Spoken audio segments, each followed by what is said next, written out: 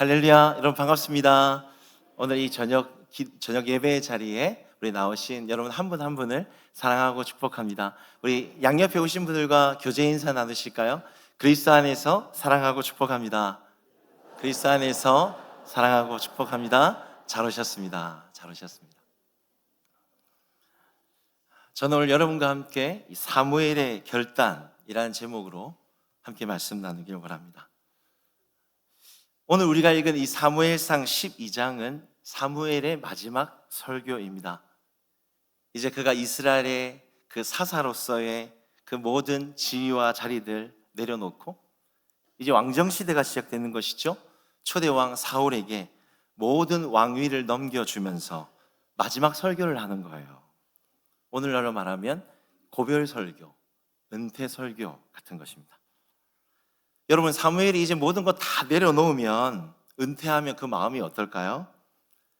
그동안 사역 기간 안에 나 괴롭히고 힘들게 했던 사람들 이제 내려놓고, 또 이 맡은 자리, 무거운 책임감, 스트레스 다 내려놓고, 그 생각만 해도 마음이 굉장히 후련하지 않겠습니까? 그리고 이제 그동안 못했던 이스라엘 여행도 좀 하고, 돌보지 못했던 가족들과 좀 좋은 시간도 보내고, 너무나 좋겠죠. 그런데 오늘 마지막 사무엘의 결단은 그렇지 않습니다. 오늘 그의 고별 설교를 보시면 하나님 앞에 그 사역 마지막에 더 큰 영적인 결단을 하고 있습니다. 영적인 결단. 오늘 설교의 핵심 구절인데요, 23절을 같이 함께 한번 읽어보겠습니다. 시작. 나는 너희를 위하여 기도하기를 쉬는 죄를 여호와 앞에 결단코 범하지 아니하고 선하고 의로운 길을 너희에게 가르칠 것인즉. 오늘 이 설교의 핵심이 무엇입니까? 나는 사역은 은퇴하지만 기도는 은퇴하지 않겠다. 기도는 은퇴하지 않겠다.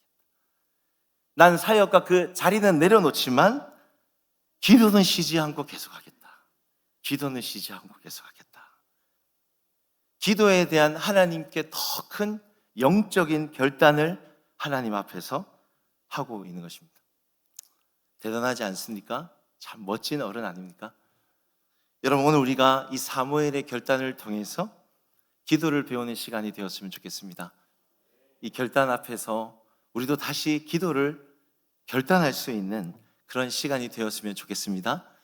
오늘 이 사무엘의 이 결단의 의미가 무엇인지 구체적으로 오늘 간단히 두 가지만 생각해 보기를 원합니다.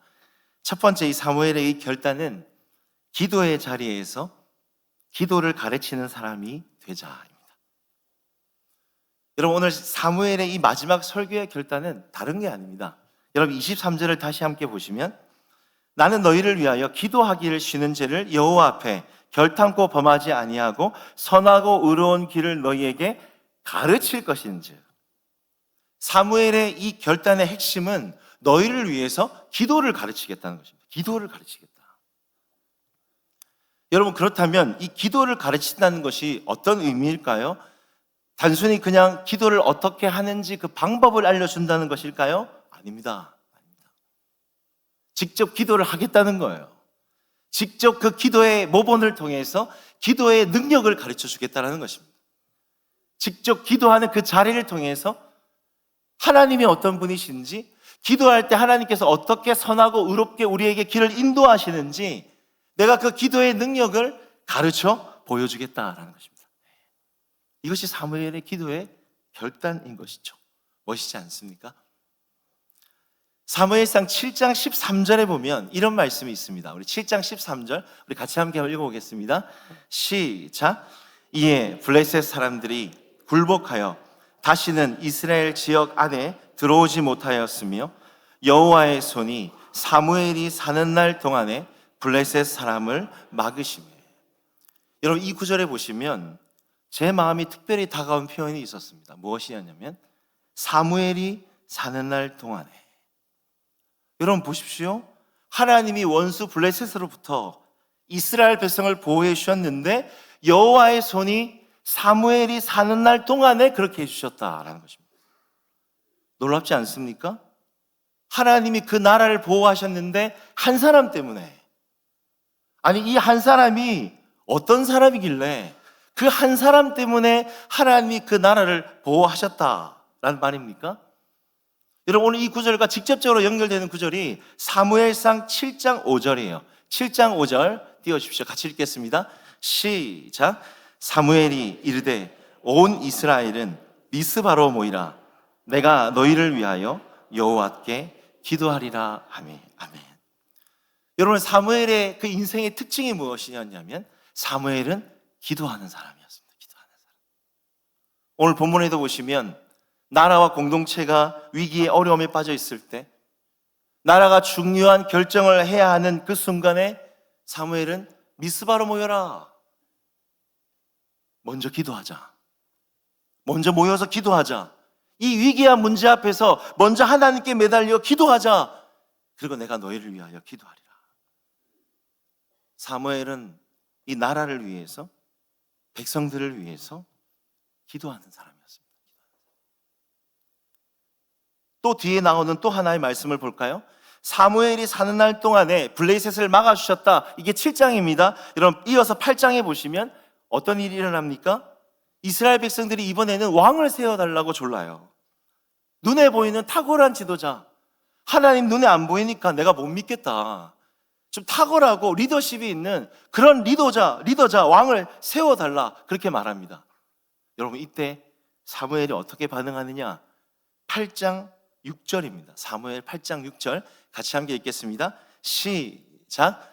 우리에게 왕을 주어 우리를 다스리게 하라 했을 때 사무엘이 그것을 기뻐하지 아니하여 여호와께 기도.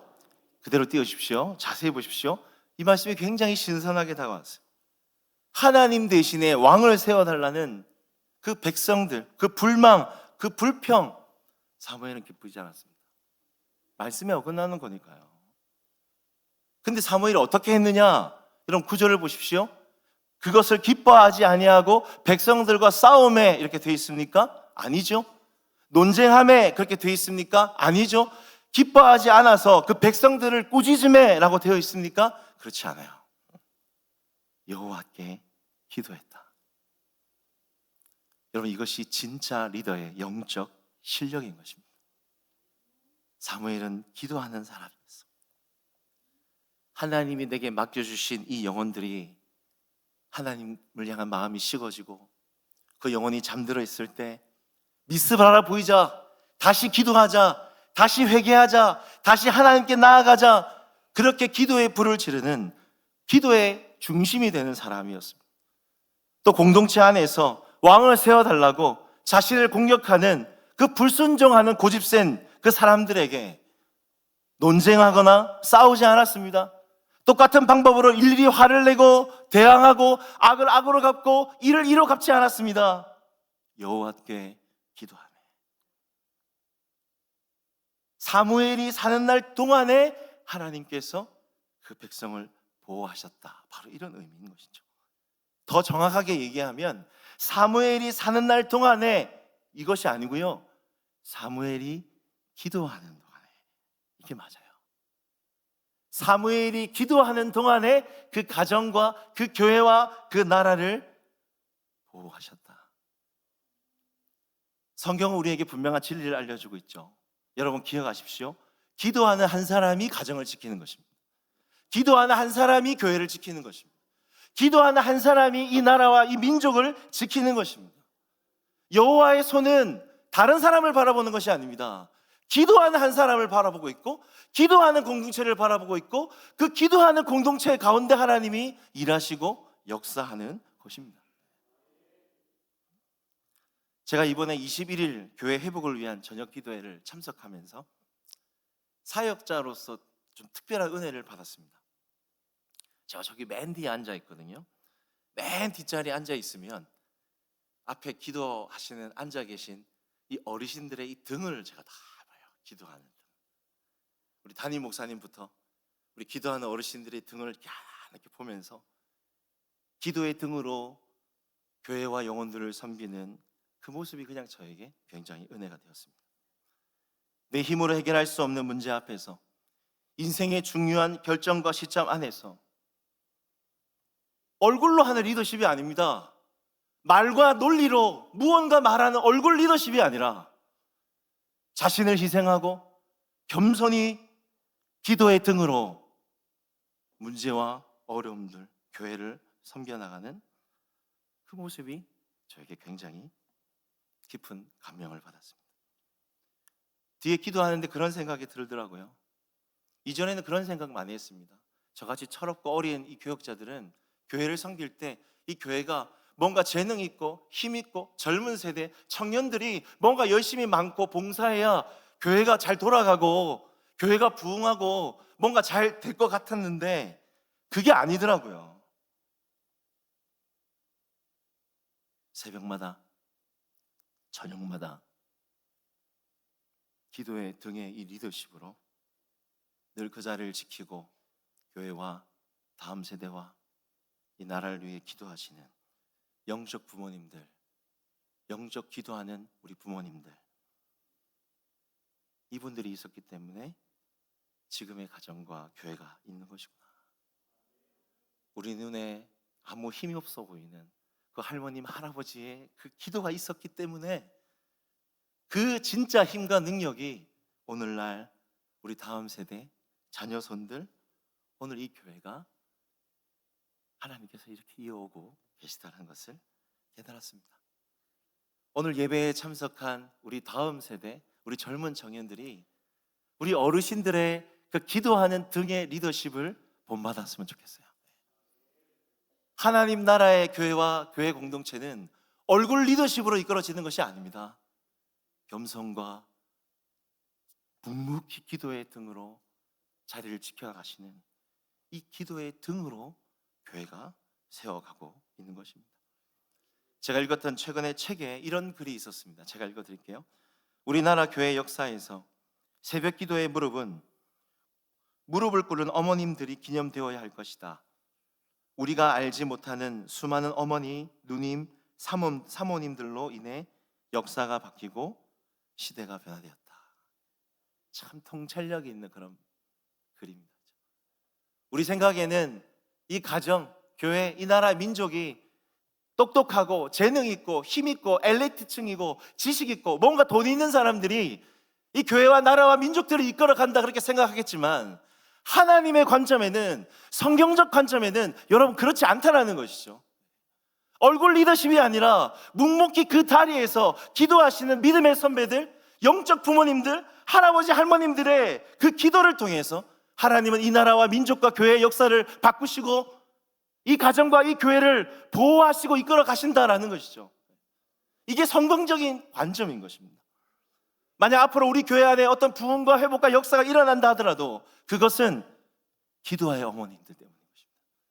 기도의 영적 부모님들 때문이라는 것이죠. 여러분, 우리가 이 구절을 기억했으면 좋겠습니다.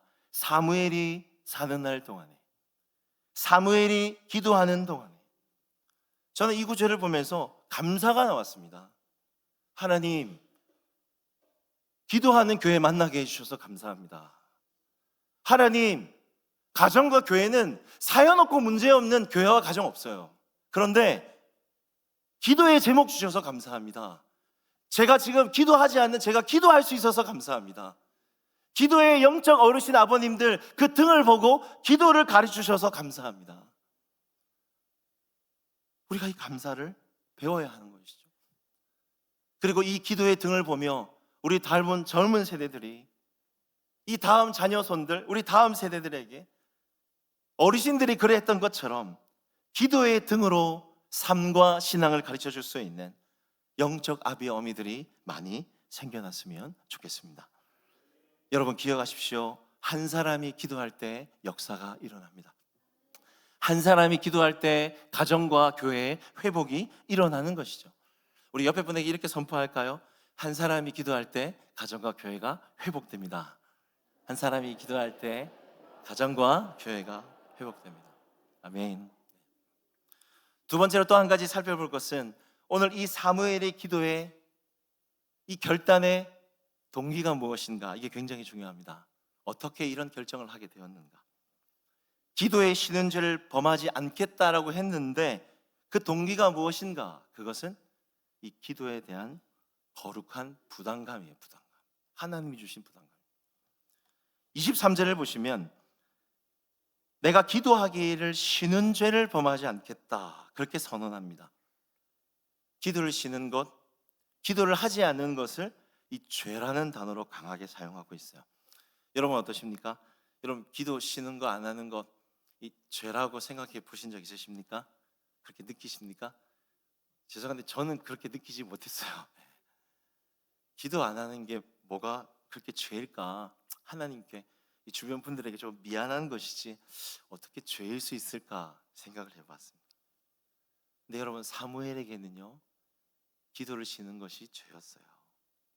사무엘에게는요, 기도가 해도 되고 안 해도 되는 선택사항이 아니었습니다.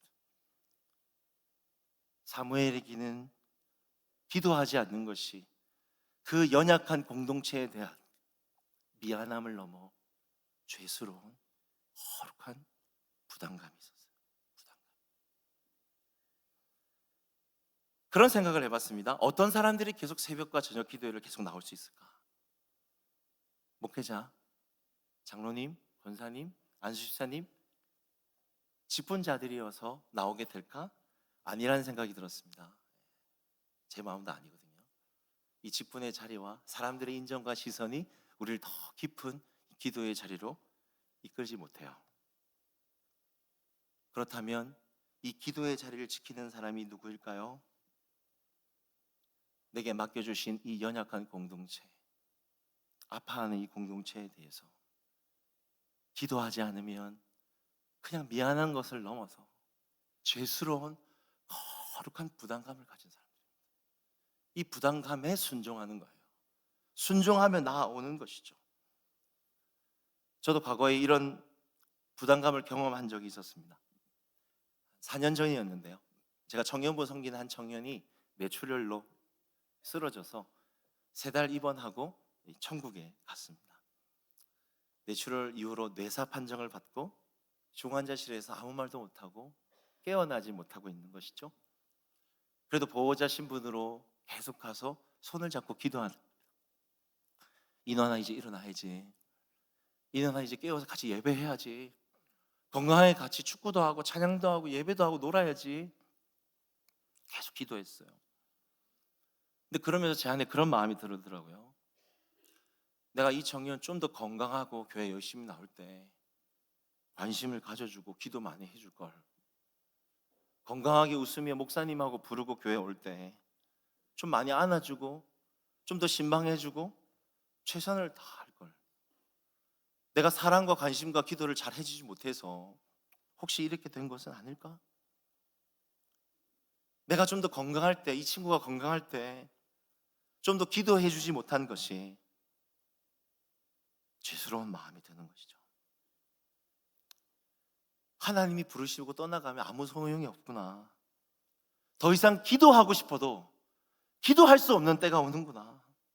하나님 내게 맡겨주신 영혼들이 아파하고 힘들어하고 어려울 때 기도하지 않는 것, 미안한 것을 넘어서 죄스러울 수 있는 거구나.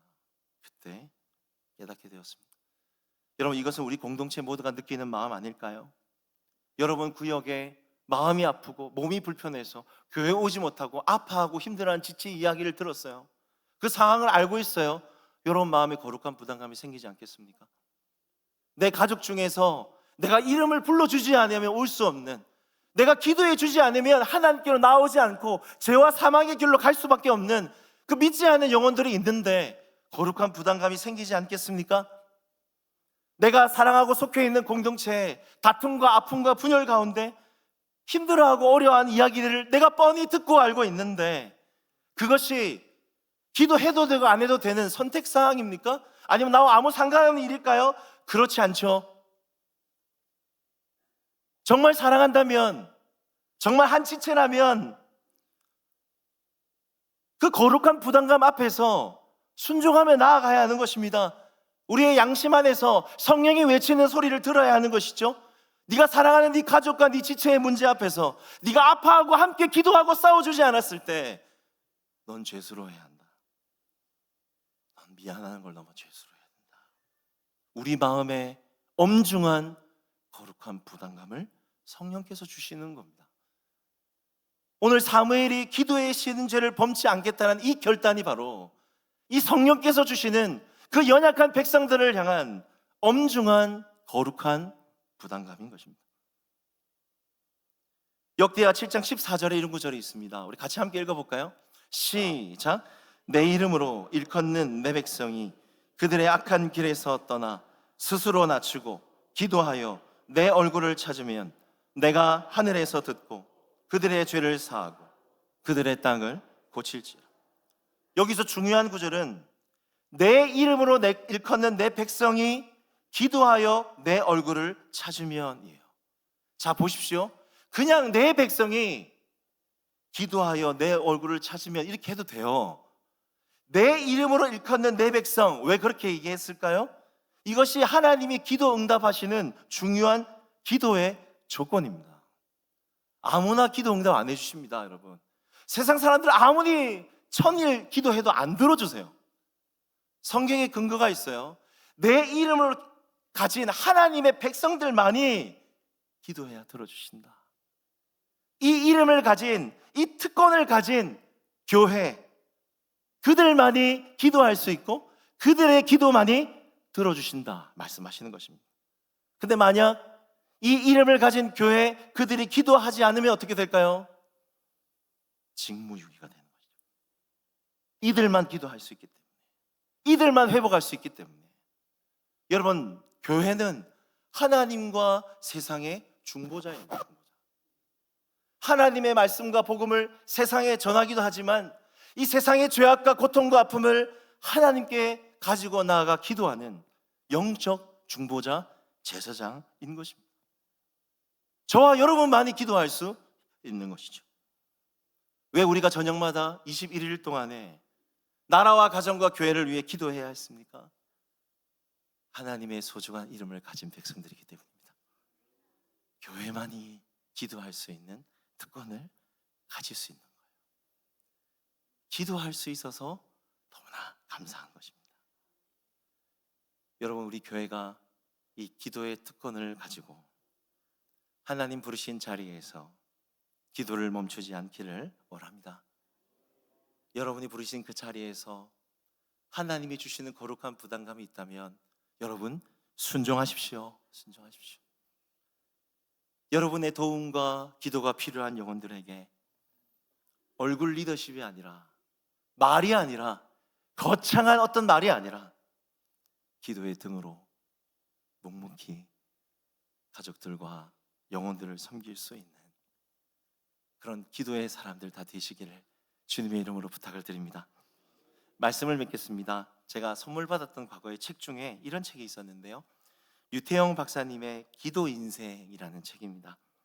이 류태영 박사님은 우리나라 농촌이 잘 살아나도록 새마을 운동을 전두지휘하신 지대한 공헌을 하신 분이세요. 이분은 어렸을 때 시골의 농부 아들로 태어나 너무 가난하게 교육 한번 제대로 못 받고 구두 닦기 하고 아스케키 팔고 야간 공부를 하면서 기도 가운데 하나님이 꿈과 희망 주셔서 이런 귀한 축복의 길을 걸어가게 되셨어요. 근데 이 책에 보시면 이 유태원 박사님의 이 기도하는 어머니 이야기가 나옵니다. 제가 잠시 읽어드릴게요. 학교에 다니면 공부할 때나 시험을 쳐야 할 때나 먹을 것이 없을 때나 아플 때도 언제나 어머니의 기도는 똑같았다. 특히 학질, 말레리아에 걸려 이틀 간격으로 열이 올라 부들부들 떨며 고생할 때 어머니가 드린 기도가 아직 귀에 생생하다. 어머니는 내가 아플 때마다 내 머리 밑에서 투박한 고향 사투리로 전심을 담아 기도를 드렸다. 기도의 내용입니다. 전지전능하신 하나님, 부모된 저는 무식해서 우리 태영이 가르치지 못합니다. 너무 가난해서 양육도 제대로 못하고 아파도 약 한 첩 못 먹입니다. 그러나 이 아이를 맡아주십시오. 이 기도를 계속 반복했던 것이죠. 그리고 태영이한테 말하는 겁니다. 태영아, 하나님은 시골에서 가난하게 자란 너를 위해 예수님을 주셨단다. 그러니까 너는 천하의 가난한 농부의 아들이 아니라 하나님의 아들이야. 하나님의 아들. 이 믿음을 가져라. 저는 이 내용을 보면서 이 영적 어머니의 이 거장의 이 기도문을 보면서 저와 여러분이 이 믿음의 선배, 이 어머님의 이 기도의 믿음을 배워야겠다라는 생각이 들었어요. 나는 가난하지만, 나는 무능하지만, 난 참 연약하지만, 하나님, 이 자녀들은 하나님의 자녀들입니다. 이 가정은 하나님의 가정입니다. 이 교회는 하나님의 교회입니다. 기도하는 겁니다. 묵묵히 기도하는 겁니다.